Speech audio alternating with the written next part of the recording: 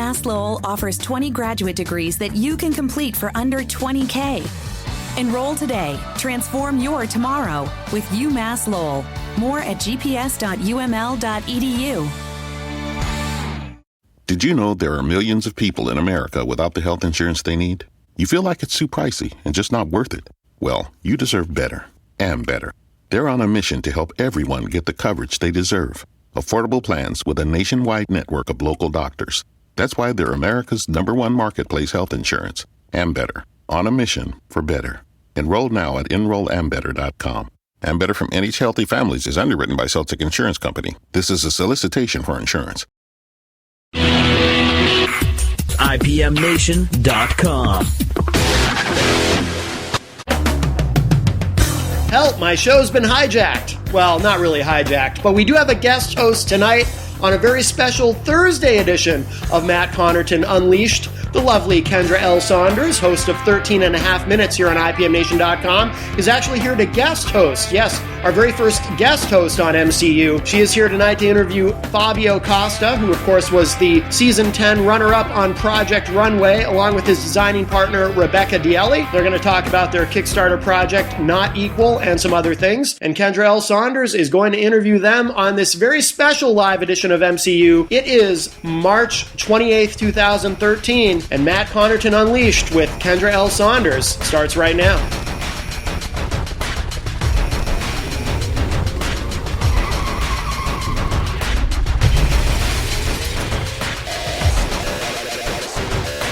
Auto sequence starts.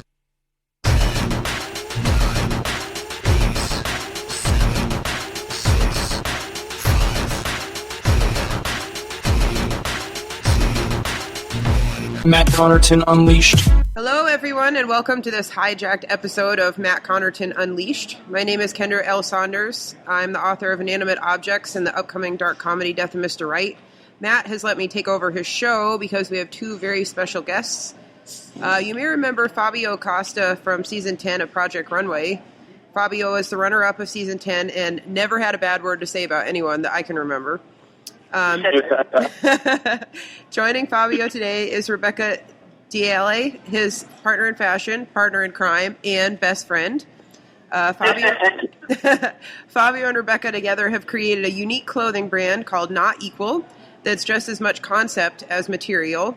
They're currently only 5 days from their Kickstarter deadline. Fabio and Rebecca would like... Huh? Thanks for having us. They'd like to raise $20,000 from through their Kickstarter, and they're currently hovering around $10,000. They're offering a lot of really cool pledge prizes, and pledges begin at only $1. So thank you so much for joining us, guys. Thank you for having us. So you had a fashion show last week in California. I saw some of the pictures from that. Were those pieces part of the collection that you'd use your Kickstarter fund for? No, actually, for that collection, we were collecting money like underneath the rug, underneath the couch seats. So we were just pulling scraps and trying to sell a little bit that we had in stock from our previous collection, just to put that collection together. Oh, that's awesome! It seemed like it was very cohesive, though, for putting things together at the last minute like that. Well, I think Project Runway gave me the wrong idea that I can do things at the last minute. So Becca and I put this collection together in 2 weeks, not because we wanted to do it last minute, just because the money came through 2 weeks to the deadline, so we had to do it. It sounds like Tim Gunn would be very proud of you. So where can people view pictures from that fashion show? Well, we're still to receive some pictures from the production of the event, but right now it's on PalmSpringsLive.com, which is the magazine that covered the event. There are a few images, and the video is there. We're still to receive the images directly from them, so we can actually promote it ourselves. So they can see. I think there are like 4 looks from the runway, and the video they can see on the website. And we're hoping to shoot that. Shoot a lookbook based on that collection as well, so we can then approach buyers and retail stores to actually sell our collection. Yeah, and upload the website as well. Okay. You know, when I look at your work, I totally could see Tilda Swinton buying pieces from you. But for those who are listening who aren't familiar with your designs, how would you describe the vibe of Not Equal? Well, we try to create clothing that are like free form, that the body is actually what gives shape to the garment. So there's a lot of calculations and miscalculations so that proportions are not really strict. So it doesn't really have that the proportions that you used to when you go and buy in stores as far as like sizes small, medium, and large. We try to create size lists and sometimes sizes 1 or 2 for the same piece in the way that it will fit a different variety of body forms and body types so that, try to break from that cycle of you buy something that has a size written for you. And we also like to, we have a lot of couture and bespoke techniques as well, so we like to do a lot of the hand sewing instead of machine sewing and just concentrate on details. But also, have it accessible so it's not too expensive for people to buy. Yeah, and I'm just imagining a world where, somebody could walk into a store and instead of having, one outfit in 15 different sizes where you're tearing your hair out, it can make it so much easier to go, well, of these two, this one will fit me. Yeah. And I think also another thing that we're starting to touch upon that is obviously a beginning of a really long discussion is the fact that we also want to promote genderless clothing. So, nowadays, if you come into a store and then if you like a top that it's in the men's section, you might consider buying it just because it's in the men's section. But if in the future that can be an intermediate rack where things can just be purchased outside of gender labels, I think, it just goes for more democracy in shopping as well. Yeah, that was actually something I was going to ask you about next. I know that in a recent interview you said something about you're, a little surprised to find that your really unique vision overlaps so well with, like a mainstream media, like a reality show. But do you think that maybe that's because you are stepping in and you're standing up for, people that might not want to conform to specific gender roles in clothing? I don't know. It's just interesting when I went in the show, like every challenge that I had, I would think of what that market would want and what those designers would like to see from me. And every time that I would do specifically that's when they would call me out, like, we want to see more of you in this design. So I think it gave me confidence in my own aesthetic, but I think it just made me realize, also some of the messages that I got from the viewers of the show, but just made me realize that people are interested in looking for something new and different and just, new discussions, basically. So I think that was the main mission for us when we started the brand. Yeah, and I also, I know that you've said you've sort of always had your personal style. Was there a time where you couldn't find exactly what you saw in your head and decided to create it for yourself instead? Was that part of why you got into fashion in the first place? Oh, yeah, definitely. I think that started when I was 15 or 16, where I couldn't really find exactly what I wanted to wear. And so I started to, customize the bed sheets in my house, and, bed sheets would go missing, scissors would go missing, and it would be under my bed, and I would have a new outfit. So I think I think that was, the first moment when I realized that I could dress exactly the way that I wanted to, and that meant a lot to me. It was sort of born out of necessity. I know you guys are offering some very, very cool pledge prizes for your Kickstarter project, including a chance to have dinner with you guys and a custom piece of clothing. Have you guys made custom clothes for anyone in the past? Have not been made custom garments yet. Yeah, as soon as after Fabio finished Project Runway, we had a lot of people reaching out to him asking for personalized garments to be made. So this is basically the same time we were creating our label, Not Equal. And so we realized that this was something that we want to continue, and it's going to be open from, now until however long we can sustain it for to make customized garments. And someone will come over and maybe have 3 separate sittings, and over that time we get to know them on a personal level. So, we start with the fabric and and the measurements, and we discuss what they want and for what event specifically. And the whole process probably takes about a month, 3 to 4 weeks. And they're happy and we're happy.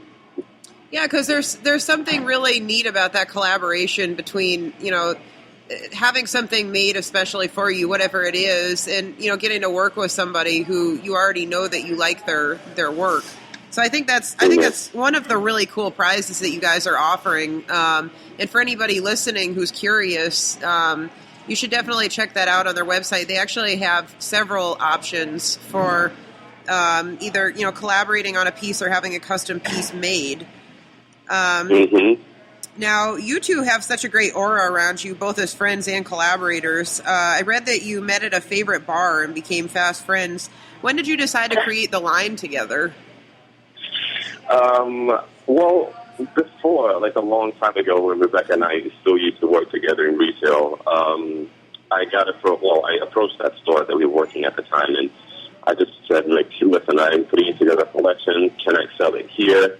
And then for a lookbook for that collection was the first time that Rebecca and I actually worked together. Like, I had the pieces, and she did the artistic direction and styling for the photo shoot. So that was like the first time that we worked together. And then from that point, we did costumes, and we actually every project that we worked on, like, I do a little bit of the sewing, she does a little bit of the sewing. It's all it's very it's very shared. The energy is very it flows very fluidly. So I think it's a good match. And also, I think it's about concept that we really enjoyed the process of, especially in the beginning when things weren't as tangible. We'd sit down at a bar and just fill up a notebook with crazy ideas relating to or not so to fashion. It could just be art, design, or just about general ideas of life. So we have that in common, and that's something that we hold pretty dear to our creative process. And it's always fun to be able to create something with a friend, because usually you can say things to each other that you might not be able to say to somebody you don't know if somewhere along the line you don't like something or you love something and you're like, no, please keep this. Yeah, it's interesting. That proximity worked in our advantage, but sometimes it can work against us because we're at home all the time. We're together all the time. So it gets to the point it's beyond finishing each other's sentences. We just look at each other and we know. But sometimes it's good to sometimes it's good to have this little bit of separation, because sometimes we notice that an afternoon apart from each other we meet again and there's so many stories that we share. I think we spend too much time together. Well, Fabio, you recently styled a shoot for Lord & Taylor, which people can view online at Lord & Taylor's YouTube page. I really liked your view about mod style, which is so popular right now. And you talked a little about, how the mod style was more about geometric shapes and lines rather than showing off skin. So what is your favorite past decade in fashion? I don't know. I'm usually torn between the 20s and the 60s, and I think they both have very, interesting things in common. It was about emancipation and style. In the 20s, women were started to, release themselves from the corsets and from the hard shapes, and they were dressing before, and forms a little bit looser. And I think the same thing in the 60s, where women were really taking charge of what they were wearing, how they were to be perceived. But I think those were really defining moments in fashion. Mm-hmm. And it was interesting that when they approached me for the Lord & Taylor shoot, they had a really specific idea of how they wanted everything to be. And it was always based on the Louis Vuitton collection for last spring, which was the geometric patterns and the checkerboard. And obviously, when I went around the store, that was in the back of my mind, but at the same time, I wanted to, push it a little bit further and just have my own spin on it. So I was just really paying attention to really graphic prints and things that would, color block in a way that the outfit, the overall image of the outfit would create that same geometric feel to it. So I was just paying attention more to things that were graphic, but at the same time had a little bit of that story to tell as well. Yeah, they had to know when they asked you to do that it was going to come out a little different from, Oh, yeah.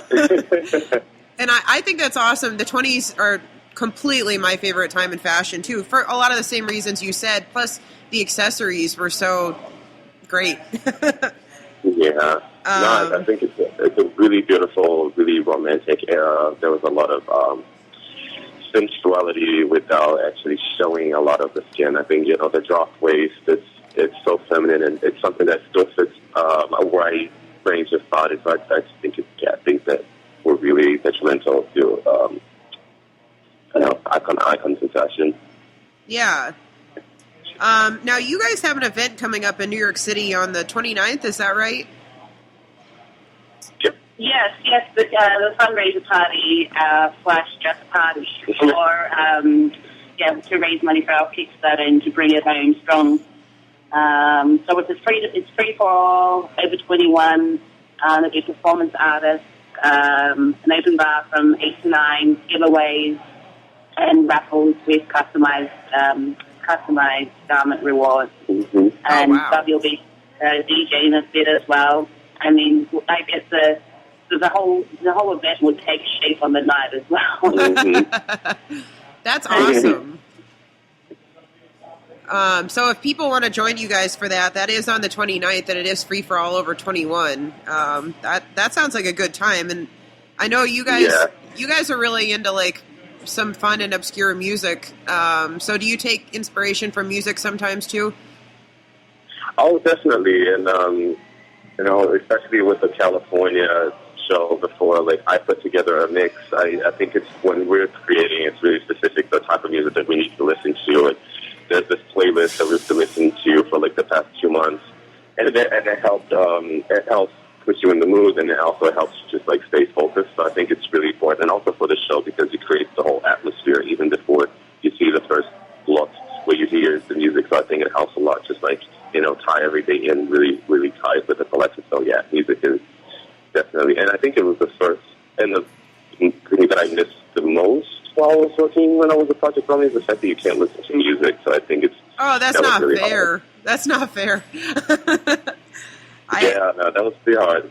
Fabio and I had created this. Fabio had created this playlist that over the last 3 weeks, and we're creating this range for spring. We had it on repeat, like literally maybe like 10 times a day, every day for 3 weeks. So it became somewhat, I don't know, like compulsive. We needed it. If anybody wants to listen to it, it's on my playlist on Spotify. Oh, that's very cool. All right, yeah, definitely. Spotify is a cool thing for that. So if people want to check that out, definitely find that on Spotify. I noticed after all of you guys' runway shows on Project Runway, in the comments on a lot of them, they'd ask like, "Oh, where did this song come from?" So if you guys want to know where the actual songs come from that inspire your designers, that is where you need to go.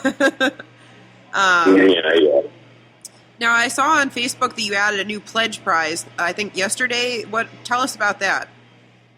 Well, Mondo is a really good friend of ours, and his team is really close with us. So they've been helping us with a lot of the promotions throughout the past month in Kickstarter. Mm-hmm. So they came up with the idea because Mondo had pledged to come, and because we had a reward to come and have dinner with me, but then he pledged to it, and then we had this idea of like, why don't we create an event separately so we can have dinner with Mondo and I, and we can talk about Project Runway. So it's more of an event and not so much just dinner, because Mondo is very lively and he talks a lot. So it's going to be a lot of fun.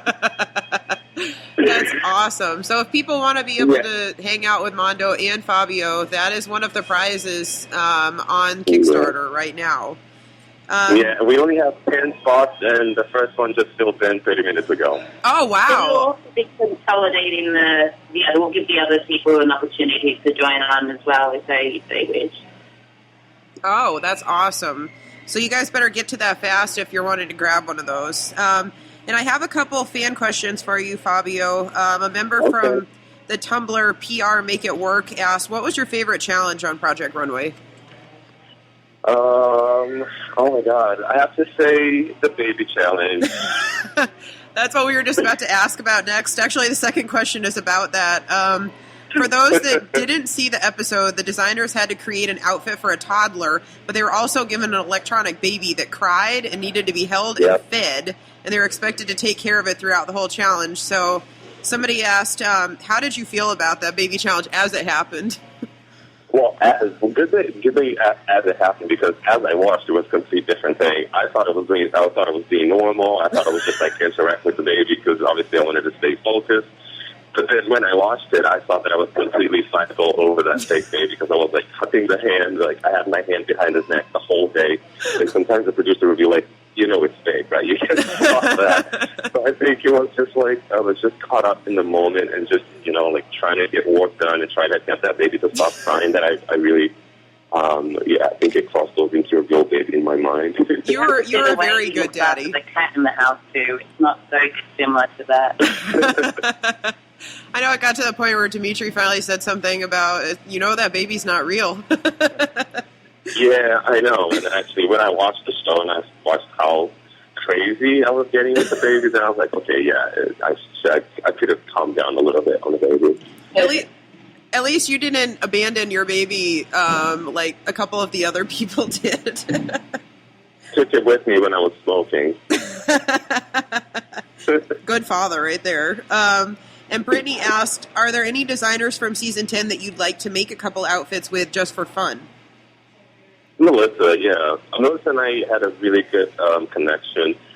Towards the end, I would say the top 5, Sanji, Dimitri, and Chris, Melissa, and I, we became really good friends. I like them all, but I like Melissa's aesthetic. I like the way that she creates. I like that she has a strong point of view, but at the same time, like, people are able to connect to it and understand it. So I think that we would create something interesting. And I think just because also we don't come from the mainstream side of fashion, so I think it would be interesting to pair up with her. Yeah, it seems like you both use a lot of, plays with fabric about using, hard and soft fabric, and I think that... And she's also, her construction skills and her pattern making, it's really, really interesting. Like, if you look at a pattern before she puts it into a dress, you would not understand what it is, and I think that's something that's always interests me in creators, is how because there's obviously a very distinct way of making a top. A top would always be a top, but it's the route that you take to making that's interesting to me, and she actually has a really interesting aesthetic when it comes to that. Yeah, I completely agree. So now I have my signature wacky questions for each of you, and then we'll be almost ready to wrap up. So Fabio, if you were stuck in Jurassic Park overnight, would you rather be stuck with the T-Rex or with one Velociraptor? Oh my God, I'll say it's T-Rex. Velociraptors are too fast. I can't run that much. T-Rex has short arms, so like if it comes out to trying to grab me, you would have a harder time. That's a good choice. You could always climb a tree too, like they did in the movie, I guess. That's true. And Rebecca, if you could be one classic storybook villain, would you rather be Captain Hook or the Queen of Hearts? Oh, the Queen of Hearts. Off of it, all their heads. What about you, Rebecca? This is the Queen of Afternoon. Which is funny because our next collection is based off of Alice in Wonderland. So, that's cool. I've been playing with the Queen a whole lot lately. Yes, I would have to just stay true to our concept. I would have to do the same. Oh, that's awesome. Well, you guys heard that. There is going to be a sort of Alice in Wonderland theme for the next work. Yeah. There is, and although we're the inspiration is not the Disney Alice in Wonderland. I don't know if you've seen this. I think she's Swiss. His name is Ian Zvenkmeyer. He made this really creepy stop motion animation of Alice in the 80s, and I think that's more where it's also like Alice being challenged by size density and proportion as well, where things would be small, things would be big, or she starts disproportionate to her surroundings. Mm-hmm. So it's really playing on that, that challenge and of identity. Mm-hmm. Oh, cool. Very cool. Now, the thing with something like Kickstarter is it does allow all of us to share sort of an element of artist karma. Maybe you only have $25 to throw in, but, if you and everyone else have been inspired by an artist's work and you can help support them by pooling resources together, it does make something substantial. And I do feel like there's a spirit in the community, whether among like writers or musicians or designers or painters or whatever, that we all do know this life. It can be expensive and it's always difficult. So if all of us work together for one artist, there could be a time later where we might need a little swing extra and they'll come to our rescue. So Not Equal's Kickstarter deadline is in only 5 days. If you want to make a pledge, now is the time. You can donate a few dollars, or you can snag one of the pledge prizes, which begins at $10 and tops off at, I believe it's $4,000 for travel and accommodation in New York City. You can pledge at their Kickstarter page, which you can find either on their website, which is notequal.co. If you hover over the different points on the geometric pattern on the page, it'll come up with links to like their Facebook and their Kickstarter. You can also find them on Facebook if you look up Not Equal, or you can Google Kickstarter and Not Equal if you're looking for their page. And if you want to share the link to their Kickstarter for your to your friends and on social media, that also is always a help. I will be posting links to Not Equal as well as the audio file of this interview on my website, so you can share that if you want with your friends. My website is www.kendra, Kendral Saunders, Saunders.com. So is there anything else you guys would like to say to your fans before we go? Well, I think most and foremost, thank you so much for everyone that's been helping, for you as well, Kendra, anyone that's been, taking their time to listen and to read and to post and share everything. Everyone that's helped to Kickstarter, everyone that's, sending messages, even if you can't help, even if you can't pledge. Sharing it does a lot of the work for us. So we just want to say thank you for everyone that's supporting and keep an eye out for the future, because we have really amazing things coming up. Thank you, Kendra. Oh, thank you so much, guys. Thank you. All right, have a good one. You too. Bye. Thanks, Bye. All right, guys. Well, I hope you enjoyed that really interesting and colorful interview with Fabio and Rebecca. Definitely check out their website. You can also find all of the links on my website, as well as an audio file of this interview if you'd like to download it or share it with friends. I will give Matt his show back now, somewhat unwillingly, because I had a lot of fun. But I hope to hear from you guys again soon. Feel free to hit me up on Twitter if you'd like, at Kendry, Kendry, Bird, and let me know what you thought. All right, bye. Matt Connarton Unleashed. IPMNation.com. Need to finish your bachelor's? UMass Lowell offers one of the lowest online tuition rates in the nation and over $1 million in financial support. Explore course options starting January 18th at UMass Lowell. More details at gps.uml.edu. Did you know there are millions of people in America without the health insurance they need? You feel like it's too pricey and just not worth it? Well, you deserve better and better. They're on a mission to help everyone get the coverage they deserve. Affordable plans with a nationwide network of local doctors. That's why they're America's #1 marketplace health insurance. Ambetter, on a mission for better. Enroll now at enrollambetter.com. Ambetter from NH Healthy Families is underwritten by Celtic Insurance Company. This is a solicitation for insurance.